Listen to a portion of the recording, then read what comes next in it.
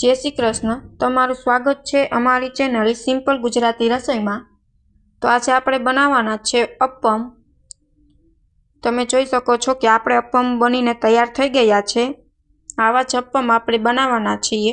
जो तमने अमारी रेसिपी गमे तो चेनल ने लाइक करजो, शेर करजो ने सब्सक्राइब करजो। तो आपणे हवे अप्पम बनाववाना शरू करीए। तो तेना माटे मैं 2 बाउल जेटलो रवो लई लीधो छे।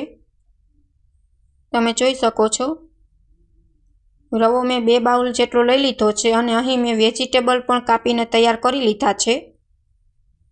आ मैं गाजर खमणी लीधुं छे, अर्धुं कोबीज केबेज छे ते कोबी खमणी लीधुं छे, डूंगળી पण मैं खमणीने तैयार करी लीधी छे अने 1 टमेटું कापी लीधुं छे अने अहीं मरचानी कटकी पण मैं करी लीधी छे। तमने जे शाकभाजी पसंद होय तो ते तमे एड करी शको छो अने न पसंद होय ते तमे स्कीप पण करी शको छो। अने मैं अहीं लसणनी पेस्ट पण लई लीधी छे अने 1 ग्लास जेटલું मैं छाश लई लीधी छे। आपणे आ बेटर छे ते छाशथीन ज पलाळवानुं छे। तो पहेला आपणे छाश नाखीने बेटर छे ते बनावी लईए। त्यार पछी आपणे जे शाकभाजी सुधारेल छे ते आमां एड करी देशुं। तो मैं 1 ग्लास जेटली छाश नाखी दीधी छे अने सारी रीतना हूँ बेटर छे ते रेडी करी लईश अप्पमनुं। जरूर पड़े तो पाणी पण एड करवुं।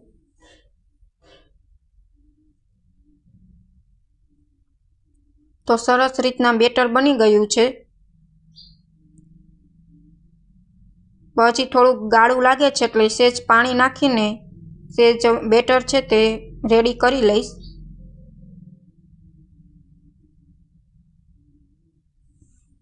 तो अहीं बेटर छे ते सरस बनीने तैयार थई गयुं छे, तमे जोई शको छो। हवे अहीं जे वेजिटेबल मैं कट करेला छे ते बधा ज वेजिटेबल आमां हूँ एड करी दईश।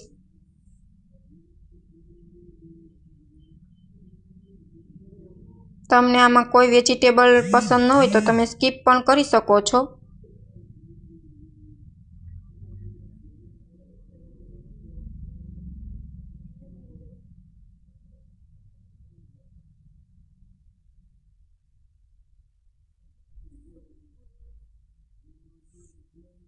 हवे सारी रीतना बेटर में मिक्स करी दईश वेजिटेबल ने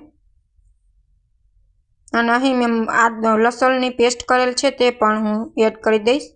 मैं आदुनी पेस्ट नथी करी, जो तमारे ते एड करवी होय तो ते पण तमे एड करी शको छो। लसण नाखवाथी अप्पममां टेस्ट बहु सरस आवे छे। हवे सरस रीतना बधुं ज छे हूँ मिक्स करी लईश अने सरस रीतना बेटर छे ते आपणे तैयार करी लेशुं।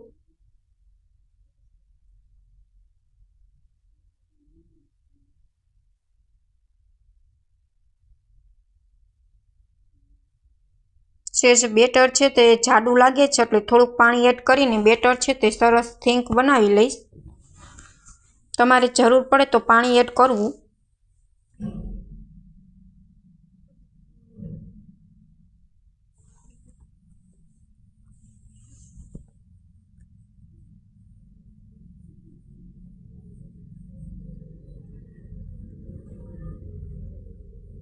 तो अहीं बेटर बनीने रेडी थई गयुं छे। हवे आपणे तेमां स्वाद प्रमाणे मीठुं एड करी देशुं।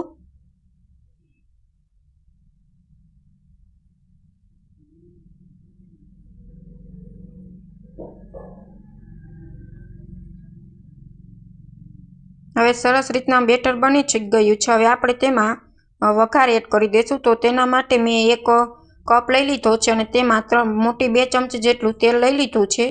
हवे आपणे तेमां अर्धी चमची जेटली राई नाखशुं ने अर्धी चमची जेटલું जीरुं एड करशुं। आ वघार नाखवाथी अप्पममां टेस्ट बहु सरस आवे छे। जीरुं अने राई एड करी दीधुं छे। हवे मीठो લીમડો एड करी दईश।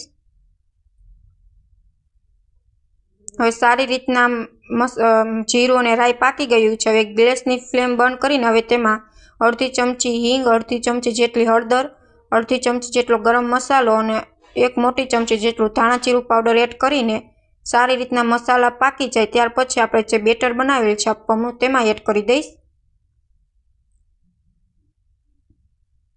मैं उपरथी काची हळदर ने धाणा जीरुं अने गरम मसालो एड नथी कर्यो। આવી રીતના તેલમાં પાકી જાય ત્યાર પછી નાખ્યો છે, જેથી આપણા અપ્પમ છે તે સરસ ટેસ્ટી બને છે। तो તમે જોઈ શકો છો બેટર છે તે એકદમ પરફેક્ટ બની ગયું છે। હવે આપણે આને 10 મિનિટ જેટલું એક સાઈડ પર મૂકી દેશું। તો તમે જોઈ શકો છો 10 મિનિટ આપણે આને મૂકી દેશું।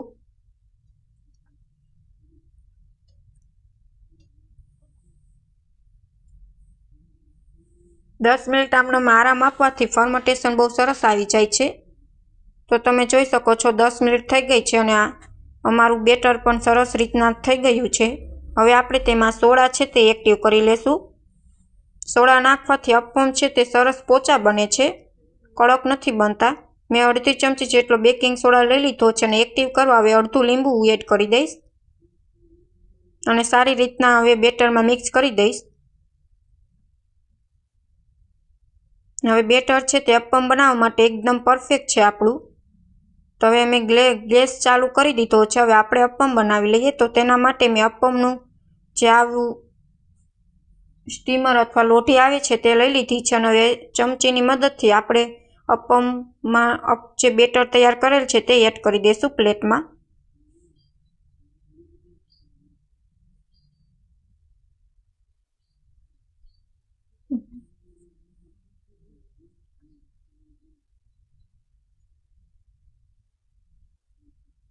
આવી રીતના ચમચીથી મદદથી તમારે બધી જ સ્ટીમમાં છે તે બેટર છે તે એડ કરી દેવાનું છે અને ગેસની ફ્લેમ ધીમી રાખવાની છે, નહીંતર તમારા અપમ છે તે દાજી જશે અથવા બળી જશે।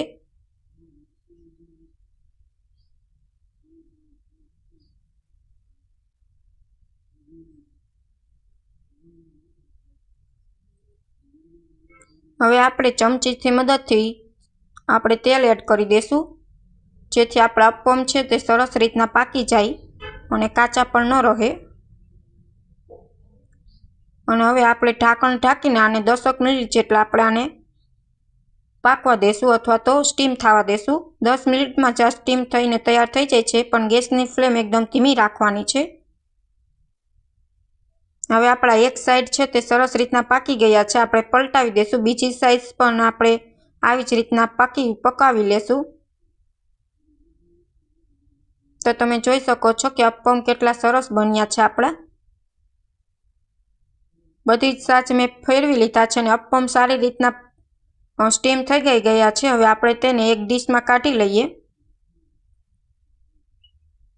આ અપમ થોડા કાચા રહી ગયા છે તો એને 2 મિનિટ વધારે સ્ટીમ થવા દઈ, જેથી તે પણ સરસ રીતના સ્ટીમ થઈ ગયા છે। તે પણ હવે આપણે લઈ લઈએ ડીશમાં અને આપણા અપમ બનીને રેડી થઈ ગયા છે।